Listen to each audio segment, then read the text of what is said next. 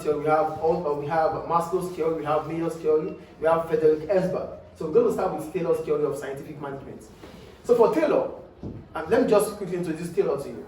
Frederick Taylor, he believes workers are happy and motivated because there's need for money.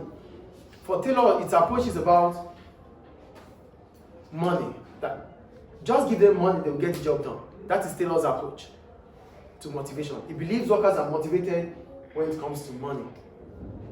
That is according to Taylor. Do you get the point I'm making here? So for Taylor, he come up with this business approach that makes people to want to work, and you get paid for whatever you have done. So it means if you don't get it done, you don't get paid for it. So for him, he believes workers should be given a fair pay for the job done. So just give them the fair pay, give them the instrument, give them the training, give them the materials needed, they'll get the job done. Just make sure there's money available. That is Taylor's approach. Do you get Taylor's approach here? So for Taylor, he introduced the piece rate and the time rate. We're talking about piece rate. Piece rate simply means paying you based on the output. So you produce 100 markers, you get paid for 100 markers. That is piece rate. Then there's time rate, which means you get paid based on the hours you spend at workplace. These are Taylor's approach. Both of them are about money, money, money. Yes or no? So I just have to do more, then I get more.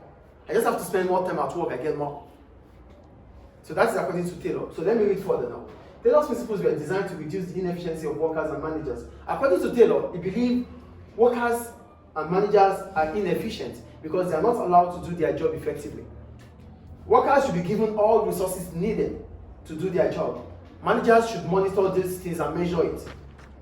So when you don't give workers what they need to get the job done, they won't get the job done. Give them all the required resources to carry out their job, then allow them to do their job. For the manager watch them, monitor what they do, measure their efforts, and pay them based on that. Do you understand the point there? Do you understand, guys? Yes. So, this simply means businesses should find the best approach to add value to their organizations by allowing workers to do their jobs and managers to do theirs. So, give managers what is required of them, what they need to get the job done. Give managers what the instrument needed. Then each of them will be able to do their job and they will be able to collaborate effectively. So there's dispute between managers and workers because workers lack resources needed to get their job done. And managers putting pressure on them to get the job done, even without resources available. But when you are giving them what they need to get the job done, then watch them do the job. By so doing, there will be cooperation between managers and workers. Do you understand Taylor's approach here? According to Taylor, workers should be given a fair pay for a job done. A fair pay for a job done. As workers are motivated when money is involved. So according to Taylor, workers are motivated because there's money involved. That is Taylor's approach. So he introduced the piece rate and the time rate, which I've already explained, right? Piece rate, which means you are being paid based on what you produce. Time rate is being based on the amount you spend, the numbers of hours you spend at workplace. This is Taylor's approach. Then what is the criticism or the problem about Taylor's approach? Taylor sees or views workers as machines. So give them money, they will get it done. They will not stop. So workers are like money machine. So they work because of money. That's Taylor's idea. Do you get the first point here? Yeah. Do we get it, please? The second criticism. Not all workers are motivated when money is involved. So Taylor might be wrong because not all workers are motivated because of money. Some workers are motivated because they want to self-actualize, self-actualization, the need for friendship. I might be working because I want to meet people within the society. I might be working because I want to be the best of myself, not money. I want to be the best version of myself. That's self-actualization. There are different reasons why people could be happy. Not only money, according to Taylor. Do you understand the point here? Some people are working not because they want the money, but maybe because there are other reasons why they are working. Do you understand? So that means if you're giving them money, giving them a conducive environment, they will still not be happy. If you are not giving them what is really required, what they really wanted. So if my company pays me well, and I really want to, my aim is to self-actualize. I want to be the best version of myself. But I find out that this company is not going to allow me to self-actualize. I will definitely leave. So I'm not leaving because of money. I'm leaving because I won't be able to be the best of me. which is possible. Do we understand? So that means not all workers are motivated because of money. Do you get the point here? The next one, time rate. Piece rate is not applicable when it comes to services. If you want to pay me based on my output, how do you pay me based on output?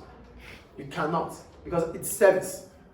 I'm not producing, I'm teaching. It's a service. And piece rate is based on output. So that means piece rate cannot be applicable when it comes to services. Yes or no? So to solve the problem of piece rate when it comes to services, you can use performance-related pay, PRP. We'll get there anyway.